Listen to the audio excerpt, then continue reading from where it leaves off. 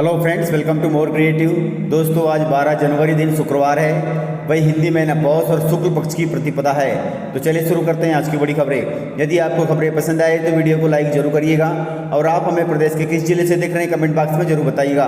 दोस्तों, यदि आप चैनल पर नए हैं तो चैनल को सब्सक्राइब कर बेल आइकन पर क्लिक कर दें ताकि अगला वीडियो आपको शीघ्रता से मिले। दोस्तों, स्वच्छ भारत सर्वेक्षण में इंदौर देश का सबसे स्वच्छ शहर माना गया है। इसे अब 7वीं बार हासिल हुआ है अवार्ड। स्वच्छता सर्वेक्षण 2023 में मध्य प्रदेश के इंदौर और गुजरात के सूरत को देश के सबसे स्वच्छ शहर का अवार्ड मिला है। इंदौर को लगातार 7वीं बार यह अवार्ड मिला है। राष्ट्रपति द्रौपदी मुर्मू ने नई दिल्ली के भारत मंडपम कन्वेंशन सेंटर में ये award doctor CM Mohan Yadav को दिया। वहीं भोपाल को देश के 5वें सबसे स्वच्छ शहर का अवार्ड मिला है। इंदौर कलेक्टर आशीष सिंह ने कहा कि दूसरे शहर भी इंदौर की तरह सीख रहे हैं। जैसे इंदौर को 7वीं बार स्वच्छता का देश में नंबर 1 शहर का अवार्ड मिला है। कलेक्टर साहब ने निगम के सभी कर्मचारी जनप्रतिनिधियों को बधाई देते हुए कहा कि इंदौर से देश के अन्य शहर भी सीख रहे हैं। इसी का परिणाम है कि गुजरात के सूरत ने भी देश का सबसे स्वच्छ शहर होने का अवार्ड प्राप्त किया है। इस प्रकार प्रदेश का यदि हर जिला चाहे तो वह भी नंबर 1 आ सकता है। मध्य प्रदेश के इंदौर को और गुजरात के सूरत को दोनों को संयुक्त रूप से पहला स्थान मिला है। वहीं महाराष्ट्र की नवी मुंबई तीसरे स्थान पर रही, आंध्र प्रदेश का विशाखापट्टनम चौथे स्थान पर रहा और मध्य प्रदेश का भोपाल 5वें नंबर पर स्वच्छता में रहा। इस प्रकार स्वच्छता में टॉप 5 पर भोपाल भी रहा है।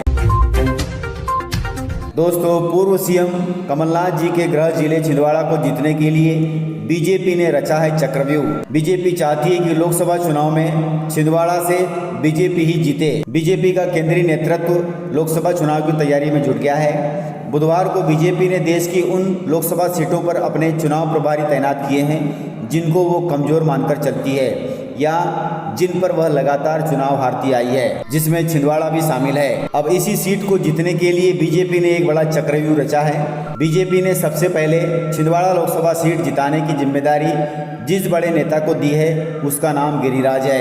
गिरिराज सिंह बिहार से आते हैं और वे कट्टर हिंदूवादी नेता हैं। विधानसभा चुनाव के दौरान भी बीजेपी ने गिरिराज सिंह को लगातार छिंदवाड़ा भेजा था, लेकिन वे विधानसभा चुनाव में नहीं जीत पाए। फिर भी गिरिराज सिंह पर बीजेपी ने एक बार फिर भरोसा किया है और लोकसभा चुनाव के लिए बीजेपी ने गिरिराज सिंह को पुनः छिंदवाड़ा भेजा है। अर्थात लोकसभा चुनाव में जीत हासिल करने के लिए गिरिराज सिंह को छिंदवाड़ा की जिम्मेदारी दी गई है। केंद्रीय बजट में महिला, किसान और युवा सहित इन 5 वर्गों पर होगा वित्त मंत्री निर्मला सीतारमण का फोकस। दोस्तों, लोकसभा चुनाव से पहले केंद्रीय बजट पेश होने वाला है और यह बजट फरवरी 2024 में पेश होने वाला है। इसको लेकर वित्त मंत्री ने बड़ा ऐलान किया है।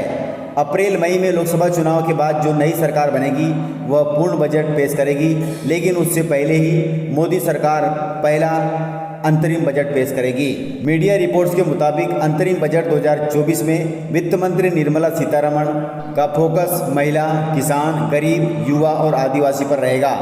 वित्त मंत्री ने पिछले साल के बजट में महिलाओं के लिए खास डिपॉजिट स्कीम का ऐलान किया था। इस बार भी महिलाओं के लिए सरकार किसी बड़ी स्कीम का ऐलान कर सकती है। वहीं प्रधानमंत्री नरेंद्र मोदी की सरकार का फोकस किसानों की इनकम बढ़ाने पर भी है, इसलिए इस बजट में किसानों के लिए भी बड़ा फैसला हो सकता है। वहीं बजट में युवाओं पर फोकस रहने की भी उम्मीद है। इस प्रकार से मोदी सरकार का अंतरिम बजट युवा, किसान, महिला तथा गरीब पर ज़्यादा रहेगा।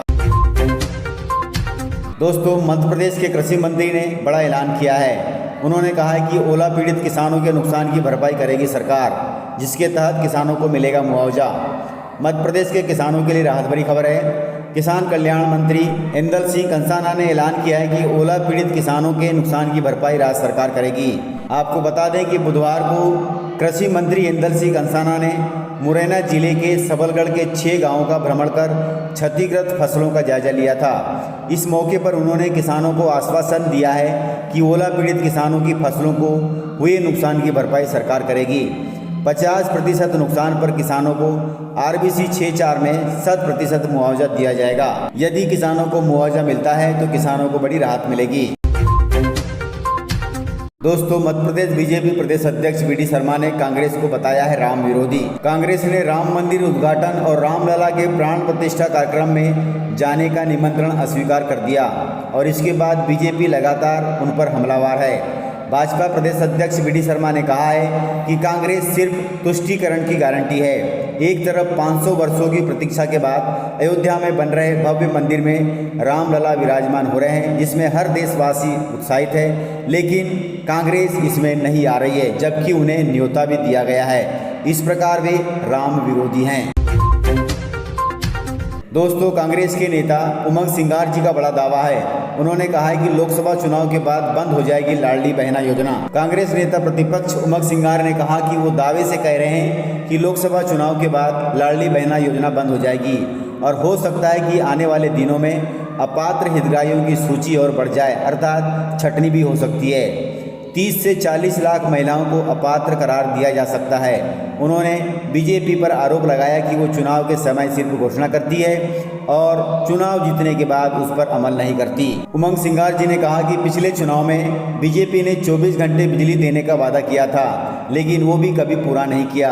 अब लाडली बहना योजना और किसानों के लिए प्रलोभन लेकर आई, लेकिन उन वादों को पूरा करने की भी मंशा बीजेपी की नहीं दिख रही है। उन्होंने आरोप लगाया है कि बीजेपी मुद्दों से ध्यान भटकाती है और धर्म के नाम पर राजनीति करती है। इस प्रकार नेता प्रतिपक्ष उमंग सिंगार जी ने बीजेपी पर हमला किया है।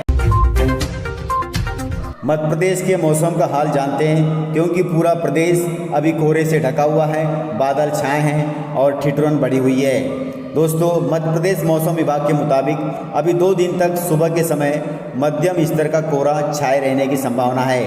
हवाओं का रूप उत्तरी एवं उत्तरी पूर्व रहने के कारण रात के तापमान में मामूली गिरावट हो सकती है। वर्तमान में हरियाणा पर हवा के ऊपरी भाग में चक्रवात के रूप में बना पश्चिमी विक्षोभ अब उत्तर पश्चिम उत्तर प्रदेश की तरफ आ गया है। हवाओं का रूप उत्तरी एवं उत्तरी पूर्व बना हुआ है। अरब सागर एवं बंगाल की खाड़ी से नमी आ रही है और अरब सागर से लेकर गुजरात तक एक और द्रोणिका बनी हुई है, जिसके चलते और 4 दिनों तक मध्य प्रदेश का मौसम ऐसा ही रहेगा। दोस्तों, दमोह जिले से खबर है। दमोह जिले का राम भक्त अपनी बालों से रथ खींचते हुए पहुंचेगा अयोध्या। दमोह जिले के बटियागढ़ निवासी बद्री विश्वकर्मा जी अपने बालों से रथ खींचकर श्री राम मंदिर की पदयात्रा करेंगे। वे 11 जनवरी गुरुवार को दोपहर 12:30 बजे बटियागढ़ से श्री राम मंदिर के लिए अयोध्या रवाना होंगे और वे अयोध्या 22 जनवरी को पहुंचेंगे। दोस्तों, आप सभी को मालूम होगा कि द ग्रेट खली को भारत देश में कौन नहीं पहचानता। इनका भारी भरकम शरीर और लंबाई से हर कोई वाकिफ है। इसी प्रकार दमोह में भी एक खली है जो भगवान राम का परम भक्त है और गुरुवार को वे अपने बालों से इस अयोध्या के रथ को खींचकर 22 जनवरी तक अयोध्या पहुंचेंगे। दोस्तों, पूर्व सीएम शिवराज सिंह चौहान का तेलंगाना दौरा था। तेलंगाना में शिवराज सिंह चौहान ने बड़ा ऐलान किया है। उन्होंने तेलंगाना में जनता को संबोधित करते हुए कहा कि भगवान श्री रामलला के विराजने के साथ ही देश में राम राज प्रारंभ हो गया है। राम राज का मतलब है मोदी राज। राम राज का मतलब है उज्ज्वला रसोई गैस योजना। राम राज का मतलब है पीएम किसान सम्मान निधि योजना। उन्होंने कहा कि मध्य प्रदेश में हम तो प्रधानमंत्री किसान सम्मान निधि के साथ साथ सीएम किसान सम्मान निधि भी किसानों के बैंक खातों में डालते हैं, ताकि धन के अभाव में कोई भी किसान खाद बीज से वंचित न रह जाए। वहीं राम राज का मतलब है इलाज। किसी भी गरीब को परेशान न होना पड़े, इसलिए प्रधानमंत्री मोदी ने आयुष्मान भारत योजना शुरू की। इसके अलावा शिवराज सिंह चौहान ने कहा कि राम राज का मतलब है पीएम आवास योजना। पीएम आवास योजना के तहत हर गरीब के पास अपना पक्का मकान हो, कोई भी बिना छत के न रहे। वहीं राम राज का मतलब है प्रधानमंत्री फसल बीमा योजना। अगर किसान की फसल को नुकसान होता है तो उसकी भरपाई भी सरकार करती है। वहीं राम राज का मतलब है गरीब कल्याण योजना। इस योजना के तहत देश के 80 करोड़ गरीबों को फ्री में राशन उपलब्ध कराया जाता है। राम राज का मतलब है देश के हर व्यक्ति को, हर गरीब को भोजन, कपड़ा और मकान मिले। इसी प्रकार से सभी को दिया जा रहा है और यही है प्रधानमंत्री मोदी का राम राज। इस प्रकार से उन्होंने तेलंगाना में जनता को संबोधित करते हुए कहा है। इस प्रकार से जानकारियाँ थी। तो मिलते हैं सर अगले वीडियो में, तब तक के लिए जय हिंद, वंदे मातरम, टेक केयर।